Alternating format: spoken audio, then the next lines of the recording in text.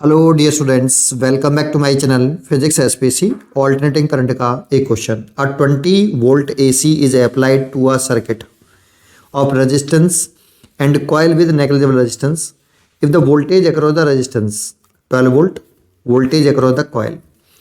देखो यहाँ पर ये बताया नहीं है कौन सा वोल्टेज है। क्या ये इंस्टेंटेनियस वोल्टेज है टाइम डिपेंडेंट वाला? नहीं भाई, वी रावर V naught sine omega T लिखते हो तो ये वी तो नहीं है, वो तो इंस्टेंटेनियस वोल्टेज होता है। पीक वोल्टेज होता नहीं है जब कुछ बताए नहीं और कांस्टेंट वोल्टेज दे रखा हो 20 वोल्ट और एसी सोर्स हो तो रूट मीन स्क्वायर वोल्टेज होता है। एक्चुअल में ये रूट मीन स्क्वायर वोल्टेज दे रखा है V R M S 20 volt. और ये भी जो 12 वोल्ट दे रखा है ये रेजिस्टेंस के अक्रॉस, ये भी देखो इसमें भी नाम नहीं बताया, bus voltage across the resistance. तो ये टाइम डिपेंडेंट वोल्टेज नहीं है रेजिस्टेंस के अक्रॉस, और पीक वोल्टेज होता नहीं है। और क्योंकि ये टाइम डिपेंडेंट है ही नहीं, ये दिख रहा है, तो ये रूट मीन स्क्वायर वोल्टेज है रजिस्टर के अक्रॉस। ये रूट मीन स्क्वायर वोल्टेज है, V R M S value है रजिस्टर के अक्रॉस 12 वोल्ट। और इंडक्टर के अक्रॉस पूछ रहा है कि V R M S value inductor के अक्रॉस कितनी है। ये तो ऐसे मत करना कि 12 इस पे तो 8 इस पे, फेज रिलेशन होता है इसमें। तो फेज रिलेशन के अकॉर्डिंग करते हैं तो आपने फॉर्मूला पढ़ा होगा ऐसे कि जो वी जीरो जेड होता है ये इसका जो पीक वोल्टेज है ये है वी जीरो जेड।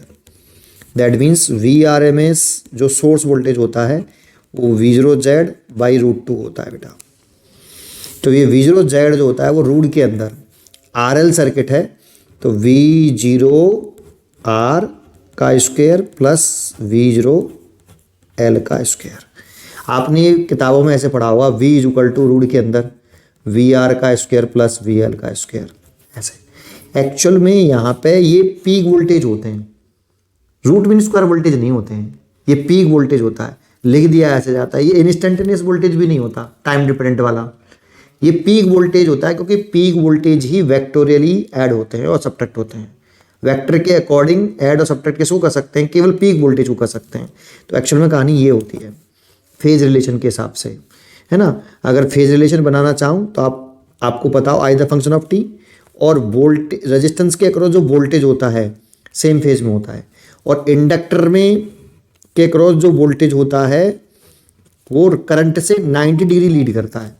देखो ऐसे ना आते हैं I the function of t और V R the function of t same phase में होते हैं, और I the function of t और इंडक्टर के अक्रॉस जो वोल्टेज होता है V L the function of t 90 degree lead करता है voltage.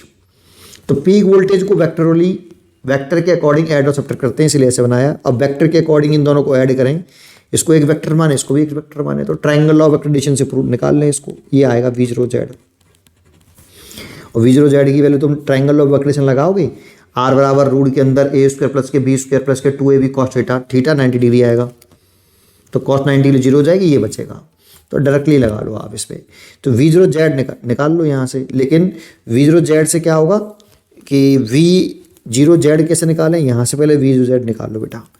We R M S कितना रखा है 20 वोल्ट, तो 20 यहाँ लिखता हूँ 20 रूट मीन स्क्वायर वोल्टेज वी20 वी जीरो जेड निकाल लेते हैं बटे रूट 2, तो यहाँ से वी जीरो जेड आ जाएगा आपका 20 रूट 2 वोल्ट, ठीक है।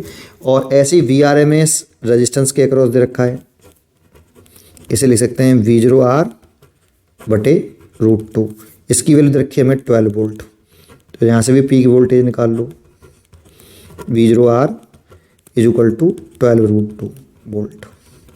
यहाँ रख दो, इसकी वैल्यू दे रखी है 20 रूट 2 और रूट वी जीरो आर की वैल्यू दे रखी है 144 इंटू 2 भाई 12 रूट 2 का होल स्क्वायर करोगे तो 144 इंटू 2, और वी जीरो एल आप यहाँ से निकाल लीजिए।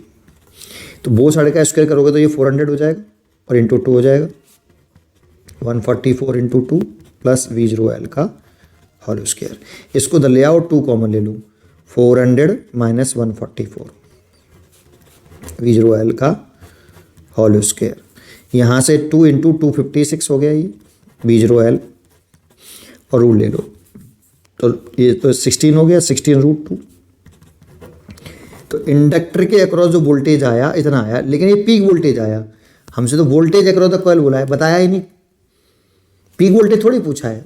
जब बताए नहीं तो आरएमएस वैल्यू पूछिए, इसीलिए RMS value of induct across the inductor V0L peak voltage divide by √2।